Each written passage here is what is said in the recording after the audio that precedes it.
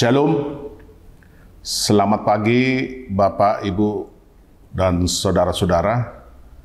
Hari ini hari Sabtu tanggal 20 Juli 2024. Kita akan merenungkan firman Tuhan, namun terlebih dahulu kita bernyanyi.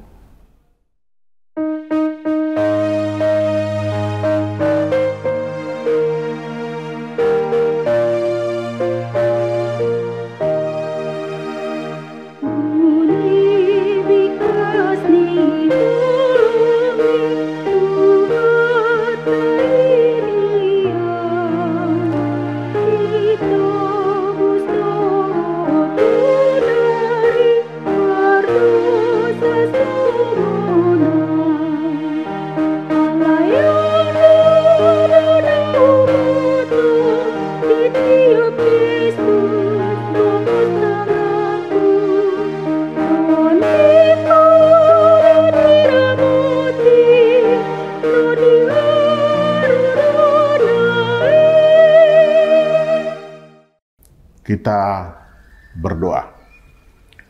Allah Bapa di dalam sorga, di dalam Tuhan Yesus Kristus, kami bersyukur dan berterima kasih kepadamu Tuhan, karena Engkau masih menyertai dan melindungi kami di pagi hari ini.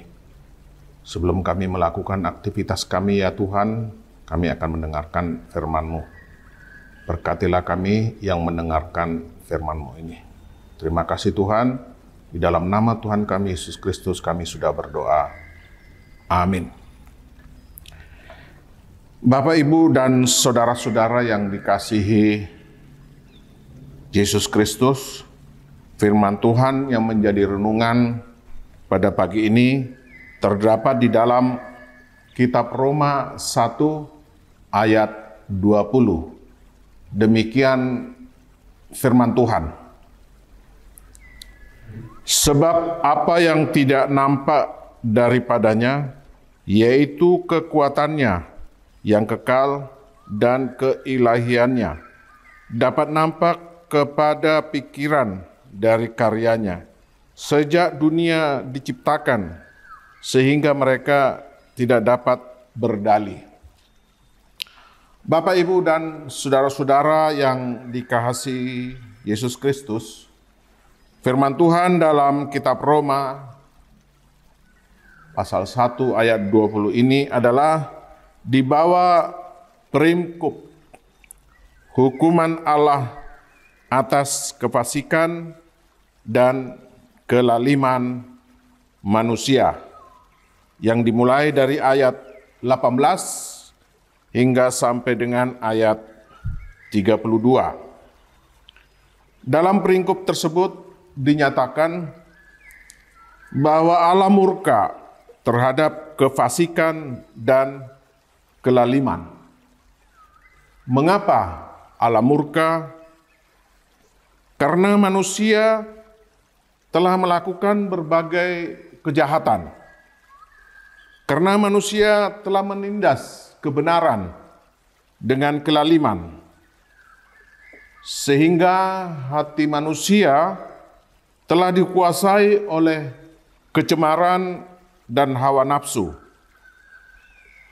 Sehingga oleh karena itu, maka manusia telah penuh dengan dosa. Melalui firman Tuhan ini, kita diingatkan sesungguhnya kita adalah manusia berdosa yang sudah sepatutnya mendapat murka Allah. Ketika kita menolak kebenaran dengan berupaya menyepelekan kemuliaannya, lalu kita memuliakan diri sendiri, maka murka Allah itu akan menghampiri kita dan tidak akan ada sesuatu apapun yang dapat membebaskan manusia dari murka Allah selain daripada kasih Allah itu. Bapak, Ibu, dan saudara-saudara yang dikasihi Yesus Kristus, Allah telah menyatakan dirinya kepada umat manusia. Dengan berbagai cara, Allah telah menetapkan rencana keselamatannya sebelum dunia dijadikan, sehingga murka Allah terhadap dosa dapat dicurahkan atas anaknya yang tunggal sebagai pengganti dosa bagi kita. Bapak, Ibu, dan saudara-saudara yang dikasihi Yesus Kristus, bahwa sejak dunia diciptakan, telah ada bukti-bukti yang tidak dapat disangkal dan tidak dapat diragukan lagi tentang sifat-sifat Allah yang tidak kelihatan, kuasanya yang kekal, dan sifat keilahiannya. Tetapi manusia memilih untuk menjadi pencipta ilusi-ilusinya sendiri dan menjadi Tuhan bagi kehidupannya sendiri dengan menolak bukti-bukti yang dapat dilihat dengan jelas tentang karya-karyanya, karakternya, kuasanya yang kekal, dan sifat keilahiannya. Hal ini setidaknya membuat kita manusia selalu menyadari bahwa Allah adalah Sang Pencipta dan kita adalah ciptaannya. Maka sebagai ciptaannya sudah sepatutnya kita sujud menyembahnya, menaikkan syukur kita kepadanya, serta memuliakannya.